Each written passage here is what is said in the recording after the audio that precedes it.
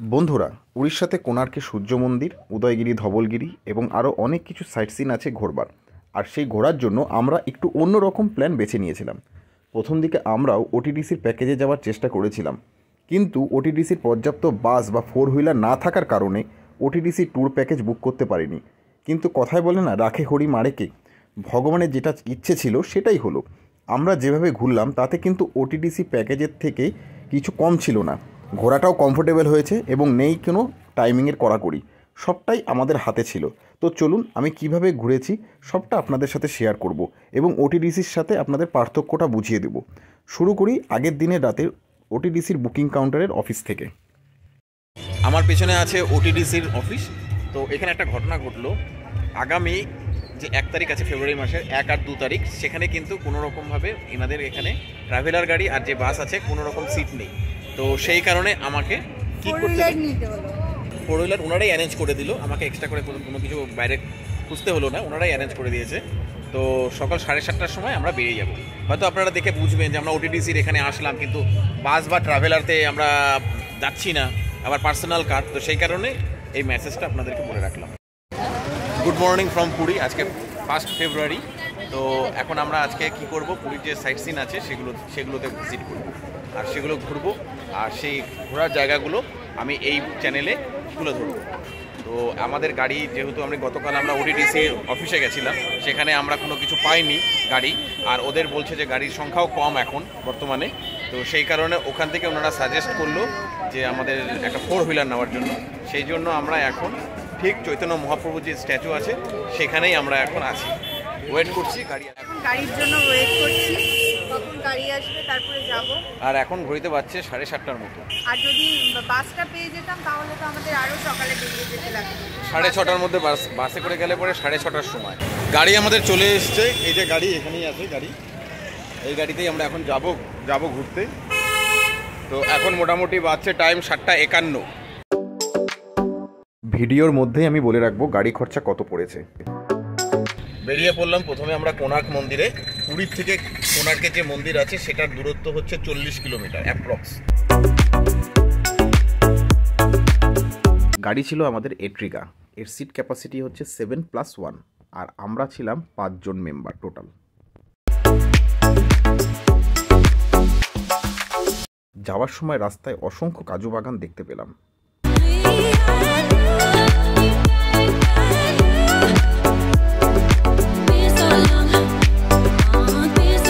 সামনেই চন্দ্রভাগা বিচ। আমরা কিন্তু চন্দ্রভাগা বিচে দাঁড়াইনি, আর সেই সময়টা আমরা দিয়েছিলাম কোণার্কের সূর্য মন্দিরে। চলে আসলাম আমরা এখন কোণার্কের সূর্য মন্দিরের গেটের সামনে, মেন গেটের সামনে। এখানে প্রচুর হোটেল আছে। সকালবেলার নাস্তা এখান থেকে করে নিই, টিফিনটা করে নিই। তারপরে এখানে কোণার্কের যে মন্দির আছে সেখানে টিকিট কেটে আমরা ভিতরে ঢুকে যাবো। করছি এই হোটেলটাতে আমি নিয়েছি ধোসা। যেহেতু 5 জন ছিলাম সে কারণে আমরা টিকিট কেটে নিলাম। এখানে 40 টাকা করে পার হেড, আর 2 বছরের উপরেও কিন্তু টিকিট লাগবে, সেক্ষেত্রেও 40 টাকা। আর যারা যদি বাইরের থেকে যদি আসে তাদের জন্য কিন্তু 600 টাকা করে। বাইরের বলতে বিদেশ থেকে যারা আসে তাদের জন্য 600 টাকা।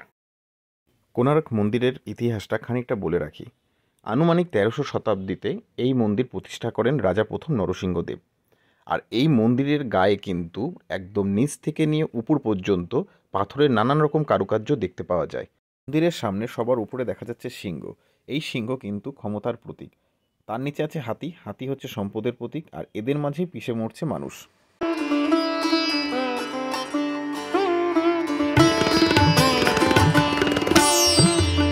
ভিডিওর লেন্থ বড় হয়ে যাওয়ার জন্য আমি কিন্তু এই মন্দিরের ইতিহাস এবং কেন পুজো হয় না সেটা আমি জানাচ্ছি না। আমি আরও একটি ভিডিও নিয়ে আসব, সেটা শুধুমাত্র থাকবে কোণার্ক মন্দিরের ইতিহাস সম্বন্ধে। সেখানে তোমরা একবার দেখে নিতে পারো।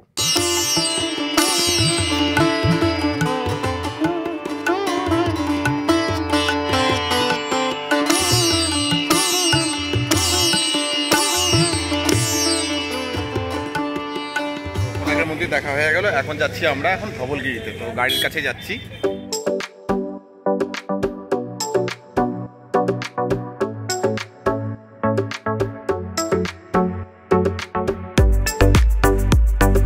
প্রচুর এখানে দেখলাম যে প্রচুর কিন্তু এখানে দোকানপাট আছে, মানে টিফিন করার মতন উপযুক্ত একটা স্থান বলা চলে। ধবলগিরিতে।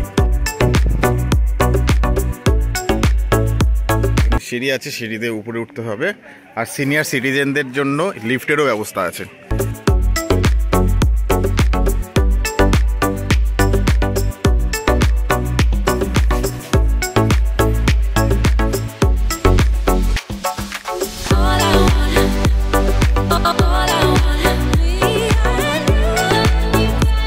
এই যে শান্তি স্তূপ, এটা বানিয়েছে 1972 সালে জাপান বুদ্ধ সংঘ এবং কলিঙ্গ নিপ্পন বুদ্ধ সংঘ এরা যৌথভাবে এই মন্দির নির্মাণ করেছে।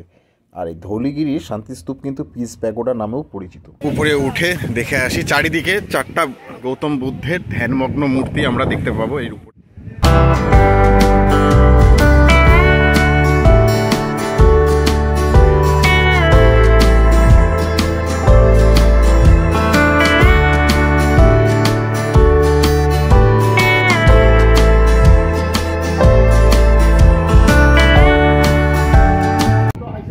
এই যে নদী দেখা যাচ্ছে, এই নদীর নাম হচ্ছে দয়া নদী।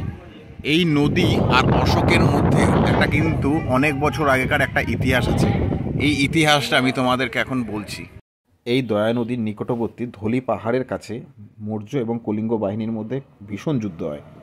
দু দলের প্রচুর হতাহতের মাধ্যমে অশোক কলিঙ্গ জয় করে। যুদ্ধে কলিঙ্গ বাহিনীর 1 লক্ষ সেনা এবং মৌর্য বাহিনীর 10,000 সেনা কিন্তু নিহত হয়। আর যুদ্ধের যে বিভৎসতা দেখে মৌর্য সম্রাট অশোক মর্মাহত হন এবং তিনি যুদ্ধের পথ ত্যাগ করে বৌদ্ধ ধর্ম গ্রহণ করেন এবং অহিংসার পথে সাম্রাজ্য পরিচালনা করেন।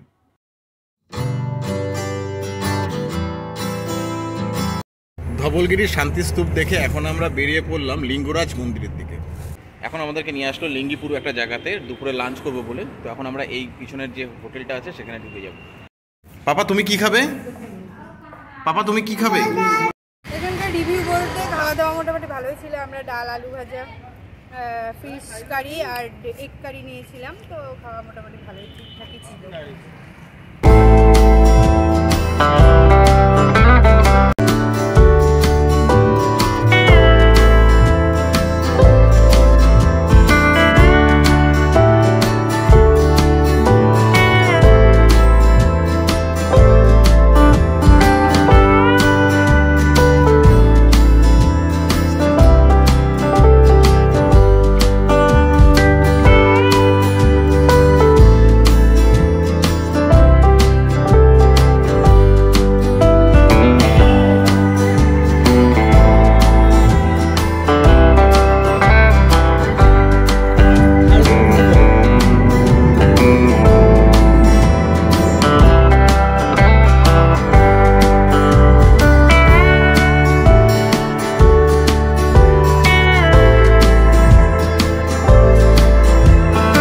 লিঙ্গরাজ মন্দির থেকে এখন আমরা বেরিয়ে উদয়গিরি আর খণ্ডগিরিতে এখন আমরা যাচ্ছি।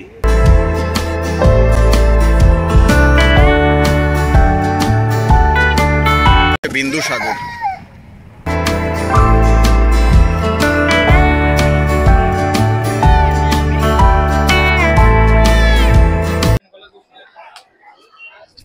তো টিকিট কাটা আমাদের হয়ে গেল, 25 টাকা করে পার হেড টিকিট। যেহেতু আমরা 4 জন ঢুকবো, তো আমার শ্বশুরমশাই যাবে না, 4টা টিকিট কেটে নিয়েছি 25 টাকা করে। খণ্ডগিরিতে কিন্তু কোনো রকম টিকিট লাগে না, খালি উদয়গিরিতে ঢোকার জন্য টিকিট লাগে। ইন্ডিয়ানের জন্য 25 টাকা করে। আর দেখে লেখা আছে যে সার্চ কান্ট্রি যে সমস্ত আছে।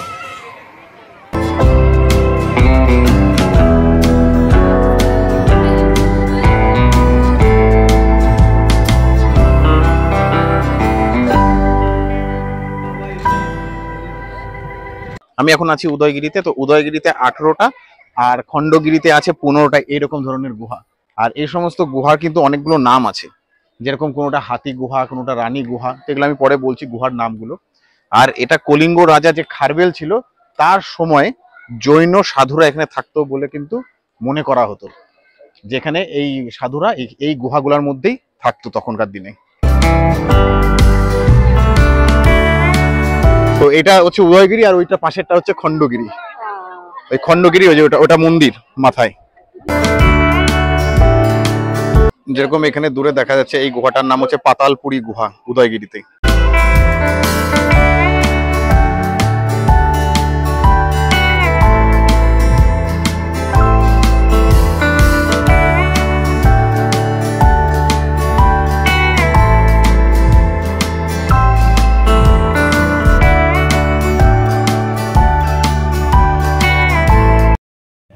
যেরকম একটা গুহার নাম হচ্ছে সর্প গুম্ফা। এটা হচ্ছে বাঘ গুফা।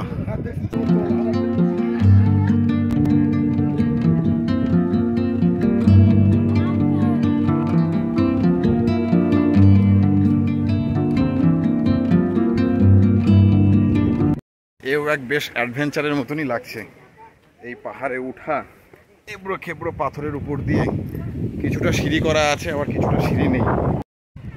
উদয়গিরির একদম টপে উঠে গেছি, আর দূরে দেখা যাচ্ছে ভুবনেশ্বর সিটিটা ওই দূরে।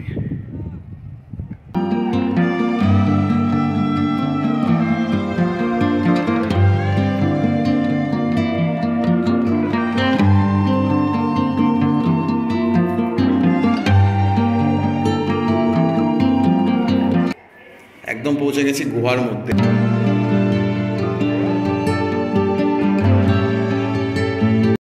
উদয়গিরির থেকে বেরিয়ে এখন চলে যাচ্ছে খণ্ডগিরি পর্বতে।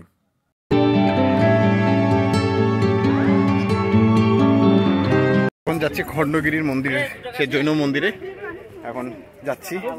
দম ফুলে যাচ্ছে পাথরের উপর দিয়ে হাঁটা।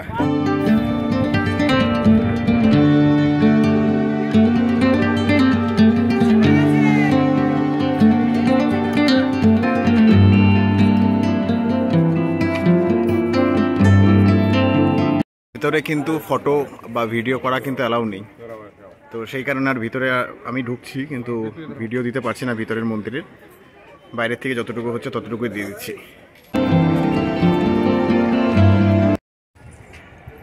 সব কিছুই ঠিক আছে, এত লোক আসছে, এত ভালো জায়গা ঘোরার জন্য, ঐতিহাসিক জায়গা এই সমস্ত, কিন্তু গুহার ভিতরে এরকম লেখাটা উচিত না, এটা আমার মনে হয়। এটা দৃশ্য দূষণ যেরকম হচ্ছে সেরকম জায়গাটারও তো অসম্মান করা হচ্ছে।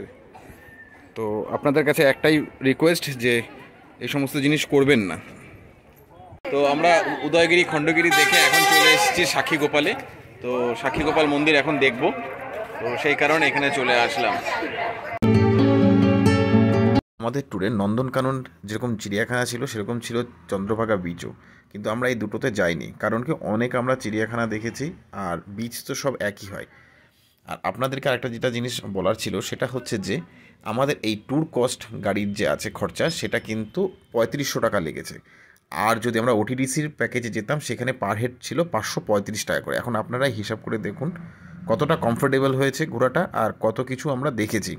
আর এই সাক্ষী গোপাল কিন্তু আমাদের এই ট্যুরের মধ্যে ছিল না, সেটা আমরা এক্সট্রা ঘুরে নিয়েছি ওই টাকার মধ্যেই। আমার যেটা মনে হয় সংখ্যায় যদি বেশি জন যাওয়া যায় ঘুরতে তাহলে গাড়ি রিজার্ভ করাই ভালো, আর 1-2 জন গেলে পরে ওটিডিসির ভরসা করাটাই সবথেকে শ্রেয়, না হলে পরে কিন্তু খরচা অনেকটাই বেড়ে যাবে।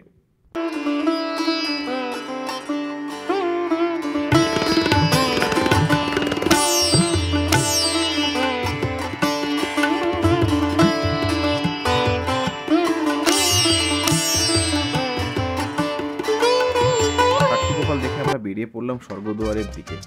আর আমার এই ভিডিও কেমন লাগলো অবশ্যই কিন্তু কমেন্টে জানাবে, আর চ্যানেলটিকে কিন্তু সাবস্ক্রাইব করতে ভুলবে না। নিচে থাকা বেল আইকনে অবশ্যই ক্লিক করে নেবে, তাতে কি হবে আমি যখনই ভিডিও ছাড়বো খুব তাড়াতাড়ি আপনাদের কাছে পৌঁছে যাবে সেই ভিডিও। সবশেষে একটা কথাই, ভালো থাকবেন, সুস্থ থাকবেন, আর দেখা হচ্ছে আমার পরের ভিডিওতে।